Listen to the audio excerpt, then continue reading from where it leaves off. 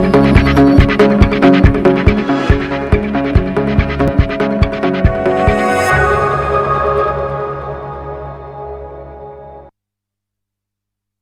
का ये दौरा उत्तराखंड के विकास में एक बहुत बड़ा मील का पत्थर साबित होने जा रहा है,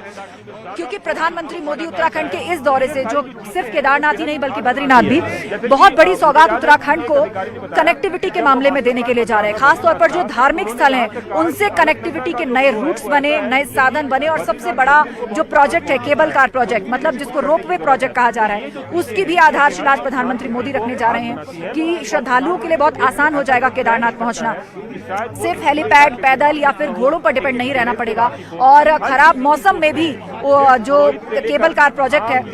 वो यदि पूरा होता है तो खराब मौसम में भी श्रद्धालुओं को सपोर्ट मिलेगा। और उसके बावजूद भी जो बुजुर्ग हैं, जो नहीं पहुंच पाते, जिनको हेली सेवाएं सूट नहीं करती, बच्चे हैं, उनके लिए ये केबल कार प्रोजेक्ट एक बहुत बड़ा माइलस्टोन साबित होने जा रहा है। इतना ही नहीं, केदार और आसपास कितनी खूबसूरत घाटियां हैं, तो पर्यटन के लिहाज से भी एक आध्यात्मिक पर्यटन की तरह ही यदि इस दौरे को देखें तो लोगों के लिए अपने आप में एक बहुत बड़ा और अनूठा अनुभव होगा। तो धार्मिक स्थलों से कनेक्टिविटी के मामले में आज प्रधानमंत्री मोदी कई बड़ी परियोजनाओं की सौगात दे सकते हैं, जो न सिर्फ लोगों को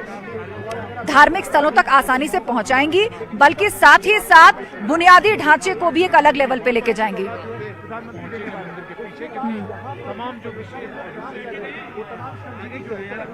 कितनी देर बाद ये आधारशिला रखेंगे, क्योंकि अभी जो प्रोजेक्ट वहां पर चल रहे हैं उसका निरीक्षण कर रहे हैं प्रधानमंत्री?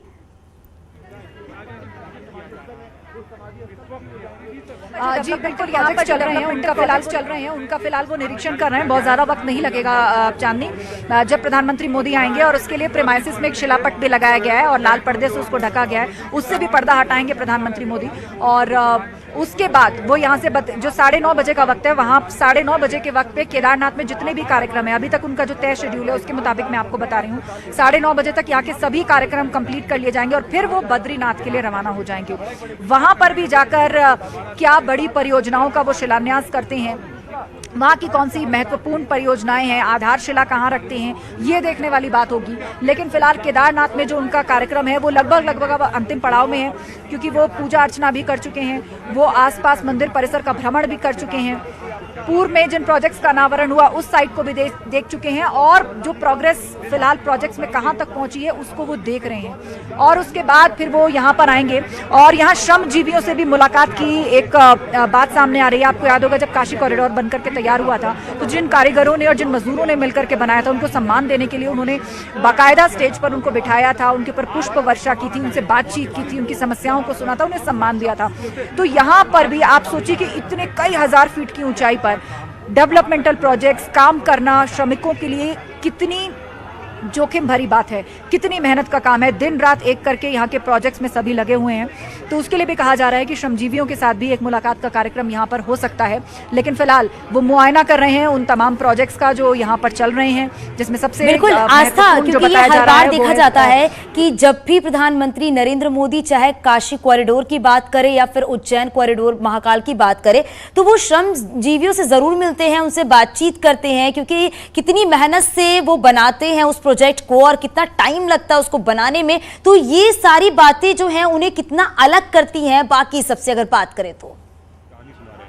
तो ये जो प्रधानमंत्री का स्वरूप है और सामने में जितने लोग बैठे हुए, देखिए ये बिल्कुल जमीन से जुड़े हुए व्यक्ति की और लोगों के दिलों तक यात्रा से जुड़े हुए थे। पंक्ति के अंतिम कतार में खड़े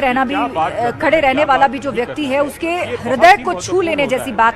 लगती है। आप सोच करके देखिए, इस तरह के श्रमिक या मजदूर, उनको ज्यादा से ज्यादा किस काम से मतलब होता है? ठीक है, वो जिस भी कंपनी के लिए काम कर रहे हैं, जिस भी प्रोजेक्ट साइट पर काम कर रहे हैं, उनको उनका मेहनताना मिलता है और उसके बाद बात खत्म हो जाती है। लेकिन इतने बड़े प्रोजेक्ट के खत्म होने के बाद, इससे पहले ऐसी तस्वीर देश ने नहीं देखी थी कि जब श्रमिकों को बुला करके उनके बीच में देश का प्रधानमंत्री बैठता हो, उनसे बातचीत करता हो, उनके ऊपर फूल बरसाता हो, उनके साथ बैठ करके खाना खाता हो और उनको श्रमजीवी कह करके पुकारता हो। तो ये अपने आप में ही एक सम्मान को, पंक्ति के अंतिम कतार में खड़े रहने वाले व्यक्ति के भी आत्मसम्मान को,